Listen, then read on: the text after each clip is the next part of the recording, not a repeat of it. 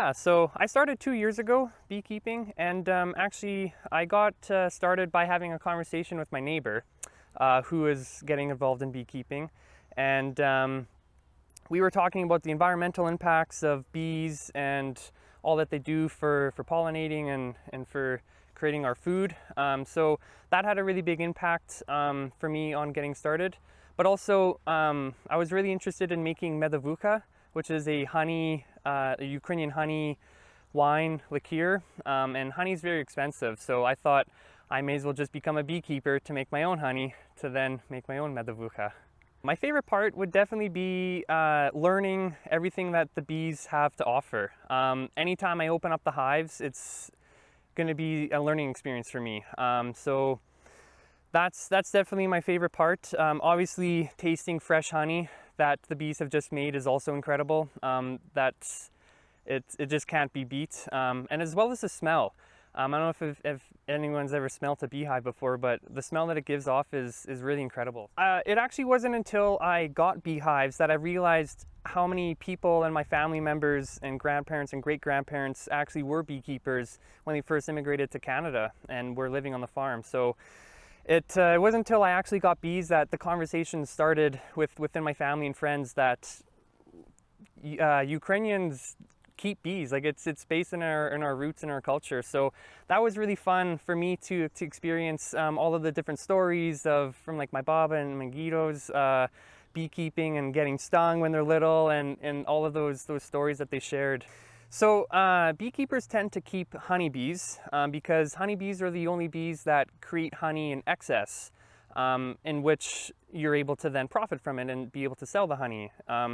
So I have honeybees, and on average, a healthy hive will have between 30 to 60,000 honeybees within them, with one queen per hive. So in the back behind me, there's probably close to 120,000 bees in there in the boxes. So the number one step would be making sure that you have a queen that's laying eggs. That would be number one. If you don't have a queen laying eggs, then you're kind of in trouble because the hive relies on the constant. She will lay like 2,000 to 3,000 eggs a day, and so that would be number one, is having a good strong queen. Number two is having a good living conditions for them. If the bees feel that they're cramped in there or the living conditions aren't suitable for them, the queen will gather half of the crowd of bees, and they will swarm, meaning they will pick up and leave. And so that's actually what happened to me last week. I had a beehive that swarmed, and they were in that tree branch over there, and so I had to go and collect them. So that was fun. But I think so having a good laying queen, having a good suitable living conditions for the bees themselves are the two biggest things in being a beekeeper. Because I'm still on a small scale, having only 2 hives, technically 3, I have a small manual extractor. So it's a stainless steel vat that you put the frames of honey in sideways, and it's just a crank that you crank and spin it really fast, and the honey will go off to the sides and slowly drip down the sides of the vat, and you collect it at the bottom to then filter it and put it into jars. And that's all I do with the honey.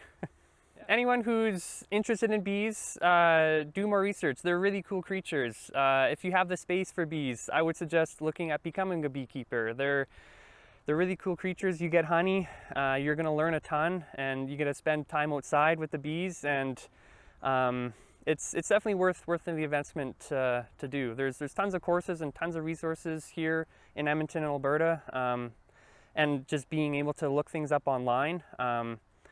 If you're thinking about becoming a beekeeper, I would highly recommend doing so. It's a really rewarding process and a really rewarding job and hobby, and it's just a lot of fun at the end of the day. So yeah. I've been keeping bees from about 1966, 65 as a hobby, and at one point I had 75 hives. I've helped beekeepers, large beekeepers, 1,200 hives plus. I've have the Bee Master's certificate received from Simon Fraser University in British Columbia, other various courses, and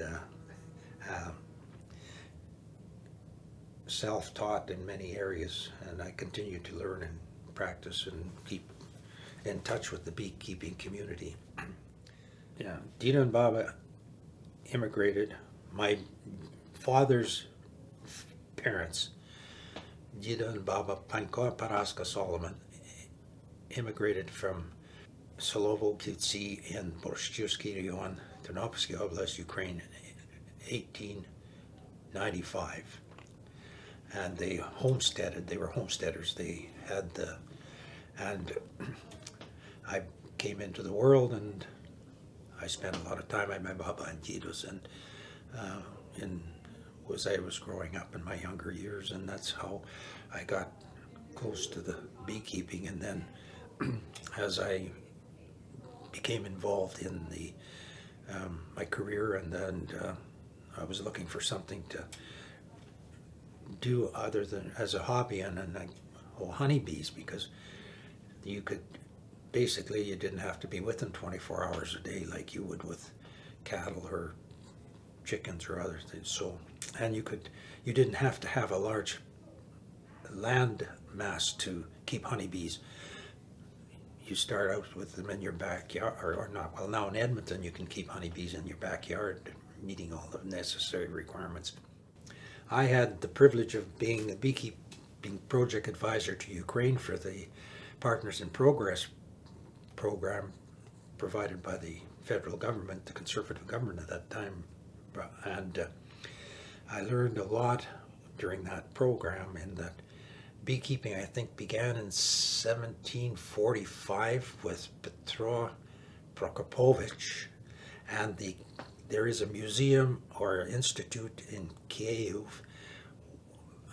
named after him, and they do a lot of processing. And my favorite aspect of beekeeping is that it brought me closer to nature, to appreciate the different flowers and pastures, and how the honeybees, and it's remarkable to look at a honeybee and then have a frame with brood and observe a bee emerging from the cell, where you see it's started to eat away the cell, and then it emerges and it starts to begin its life. With beekeeping, my experience is that nothing's the same any minute of the day. Everything's changing. You're dealing with nature, and today the bees don't even know what COVID-19 is, because they're a nucleus. They stay together and they don't have physical distancing. Find an experienced beekeeper. However, it's important to know that you're not allergic to the bee venom or the sting of the honeybee, and learn all you can. There's all opportunities today to take courses, and myself, I continue to be self-taught and involved in seminars and attend meetings of our United Beekeepers of Alberta and the Edmonton Beekeepers Association. And with the challenges of beekeeping today, you have to know what's out there, the mites, the viruses and other impacts. Integrated pest management is important. You have to be involved in.